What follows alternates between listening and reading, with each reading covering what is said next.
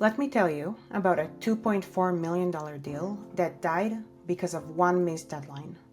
An agent, experienced, high producing, someone with a good reputation in this market, was representing the seller on a $2.4 million property in the foothills. They went under contract and everything was moving nicely. The buyer had completed their inspection and came back with a pretty reasonable objection notice.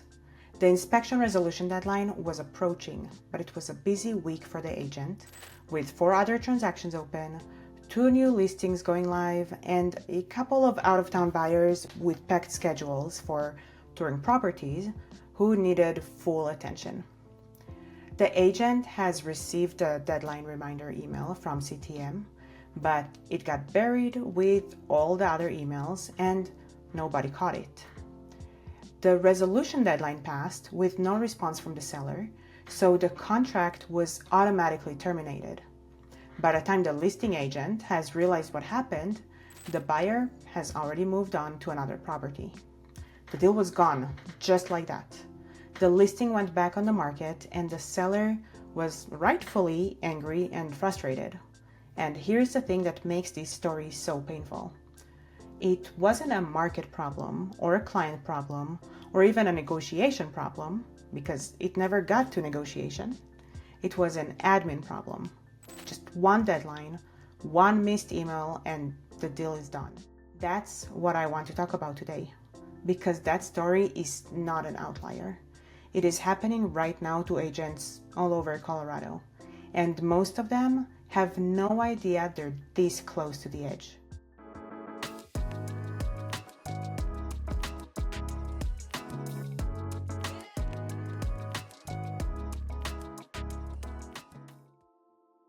Before we dive in, let's get something straight. Admin chaos is not the same thing as being busy. We're talking about 2 different things here. Being busy relates to volume. You have a lot of transactions, a lot of clients, a lot of moving parts. That's a good problem to have because it indicates growth. Chaos is a systems problem. It's what happens when you have that volume but no real infrastructure to manage it. When critical information lives in your head instead of a checklist, or when deadlines are being tracked in a text message thread, or when your system is just staying up late enough to continue working so that nothing critical slips. Every agent hits a ceiling at some point when the number of open transactions exceeds the capacity of the back office setup they have, which for most agents was never really built in the first place. They just kind of learn to manage without it, or they randomly set up some basic tools that don't really work well anymore, like that one random spreadsheet someone set up 2 years ago that nobody really trusts. That's the moment chaos takes over. And when chaos takes over, there's a cost. Let's talk about exactly what it costs. The first cost is closings. Every transaction you're managing right now has a critical path. It has deadlines that, if they're missed, either automatically terminate the transaction or they give the other side grounds to terminate. Documents that, if are absent, they stop a closing or create title problems. When those things are being tracked in your head or scattered across 3 different apps and a legal pad, things fall through. Not because you're careless, but because the human mind simply was not designed to simultaneously hold the critical path for 8 open transactions, plus new client calls, plus showings, plus your life. So deals fall apart. Sometimes quietly, with a small delay and a scramble to recover, but sometimes loudly, a deal that dies and a client who never refers you again. The math is brutal. One missed deadline on a $1.5 million transaction isn't just a headache, it's a potential 5-figure commission just gone. And that doesn't even count the hours and mental energy you'll spend fighting to recover it. The second cost is reputation. This one is slower, but more dangerous. When your back office is in chaos, the first thing that suffers is typically communication. You may forget to send status updates to your buyers. You can miss calls from the other side's agent. You can send emails with the wrong attachments. Your clients may not hear from you for 4 days in the middle of the most stressful financial transaction of their lives. Your clients notice all of that. They may not say anything. They may still close. They may even say thank you. But you don't wow them. They remember the experience as stressful when it didn't have to be. And they don't refer you. In the luxury market, this matters more than anywhere else. At higher price points, the clients you work with are talking to each other. They have high standards, they have other options, and they're not forgiving of experiences that feel disorganized. One deal that closes badly, confused communication, last-minute scrambles, detail that slipped, can cost you a referral network that was worth tens of thousands of dollars a year. The third cost is income. And this is the one that most agents can see, but consistently underestimate. Think about where your time actually goes on a typical transaction. Contract reviews, coordinating the inspection, following up on documents, sending status updates, collaborating with lenders and title companies. The list goes on and on. The conservative time estimate is somewhere between 12 and 20 hours of admin work for every deal. Some transactions, as you probably know, run well over that. If you are personally handling all of that, you are spending 12 to 20 hours per transaction on work that does not require your license, your relationships, or your expertise. It requires attention and organization. That's it. Now, think about what you could be doing with those hours instead. Prospecting, nurturing past clients, building referral relationships, previewing new listings, running better buyer consultations. Every hour you spend on admin is an hour you're not closing deals. And when you're running 6, 8, 10 transactions at once, that math compounds fast. You're not just falling behind on paperwork, you're falling behind on your next 6 figures. Here is something that surprises most agents when they hear it. The more successful you are, the more exposed you become to chaos. Unless your systems grow right alongside your business, you're going to be exposed. When you're doing 2 or 3 deals a year, you can manage almost everything in your head because the load is light enough. You remember every deadline, you follow up on everything, you feel in control because you probably are. But then you grow. You get to 5, 8, 10, 12 transactions at once, and you keep doing what worked at 3 deals a year.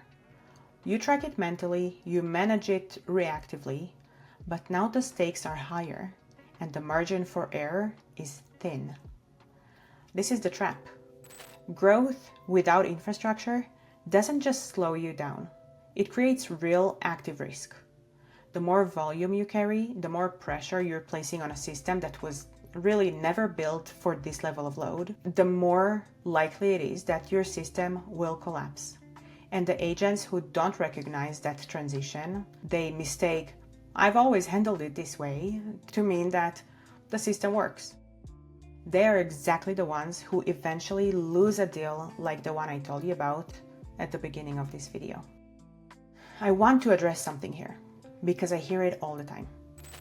Most agents who are in the middle of this problem already know they need better systems. They understand something is not quite working. They've thought about it. They've maybe even started building something or looking up, some videos on YouTube on how to do it. But they keep telling themselves, I'll fix it when things slow down. I'll build it when I have more time. Here's the problem with that. Things don't slow down. Not when you're growing. Every time you create more capacity, you fill it back up because that's what ambitious agents do. The pace doesn't ease up, it just shifts. And if you're relying on willpower and memory to manage everything right now, You're going to keep relying on them tomorrow because you never carved out the time to build something better. There's a quote from Atomic Habits I think about a lot in this context. You do not rise to the level of your goals, you fall to the level of your systems. Your goals can be as ambitious as you want, but under pressure, when volume spikes and a deadline hits at 9 p.m. on a Friday, you don't perform to your intentions. You perform to whatever your back office was actually built to handle. And if it wasn't built for this level of load, it will let you down. Not because you failed, but because the infrastructure failed you. The agents who fix this intentionally, who schedule the time to build their systems before they're desperate for them, don't wait for a slow season that never comes. They make the time because they know that the cost of not building is much higher than the cost of building. Let me save you some time here and walk you through what agents typically try first. So they try working more hours. This is the default response. They stay up later, they start earlier, they answer emails at 11 p.m.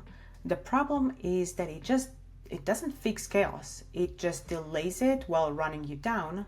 And the moment you need to step back for whatever reason, a vacation, illness, a family situation, the whole system collapses because the system was you. The second thing is hiring too fast. Some agents respond to chaos by immediately bringing on a full-time assistant. And sometimes that's really the right move. But if there are no documented systems for that person to follow, you're not solving the problem. You're basically just splitting the chaos between two people. Hiring without a process is expensive and rarely turns out the way agents hope. There is also adding more tools, a new CRM, a new transaction management app, a new calendar system. Tools are not systems. A tool without a defined process attached to it is just another place for things to get lost. I've seen agents with 6 different platforms, all partially used, none of them actually working together. That's not infrastructure, that's just a more organized chaos with better software. So let's talk about what actually works. The agents who manage high volume with low stress all have one thing in common: a back office infrastructure that runs independently of their willpower and memory or even attendance.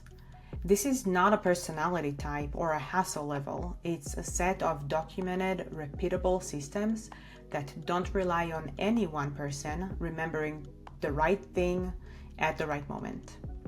So here's what it looks like in practice. First, you have the transaction workflow. It's a written, step-by-step checklist of every action required from contract to close, organized by phase, assigned to a responsible party with deadlines already built in. Not in your head, in a document. One that actually gets used on every single transaction without exception. Second, dates and deadline tracking system. Not a mental calendar, not a sticky note on your monitor, a live, always current system where every critical date in every open transaction is visible in one place, preferably with automated reminders built in before every deadline. Third is a communication cadence. It's a defined schedule for when updates go out to your buyer or seller, what those updates include, and who sends them. This one element alone eliminates the majority of client anxiety and the "I haven't heard from my agent" moments that quietly damage relationships.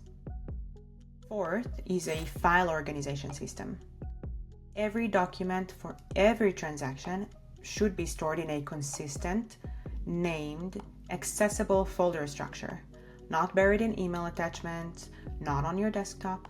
A system organized clearly enough that anyone could find anything in under 2 minutes. Fifth, and that's the one agents skip most often, is a role clarity document. Basically, it's just a written definition of exactly what you are personally responsible for in your business and exactly what someone else should be doing. Until you've written that down, you can't delegate effectively. You can't hire well, and you will keep doing everything by default because it's faster to just handle it yourself in the moment. You'll see these are not complicated systems. They're not expensive to build. They can actually even be free. They do take some time to set up correctly, but once they build, they run and they scale with you. I want to leave you with one more thought. The agents who invest in their back office infrastructure early, who build systems before they desperately need them, they grow faster, not slower, because they're not consistently firefighting. They're not wasting hours on admin that could be spent on revenue.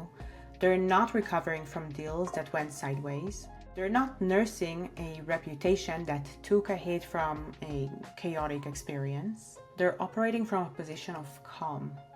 And in this business, calm is a competitive advantage that most people underestimate. The $2.4 million deal I told you about at the start of this video didn't have to end that way. The system that would have saved it really wasn't complicated. It was a single deadline, visible in one place, with a single reminder set before the deadline arrived. That's it. Your next deal is already in motion. Your current transactions have deadlines that need to be met. And somewhere in your back office right now, there is something that is one busy week away from slipping. The question isn't whether to build better systems. The question is whether you build them before something breaks or after. Administrative chaos is not a permanent condition.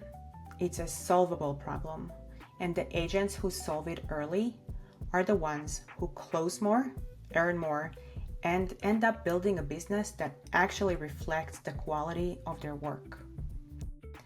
If this was useful, subscribe. These videos are built to give you something you can use right away. I'll see you in the next one.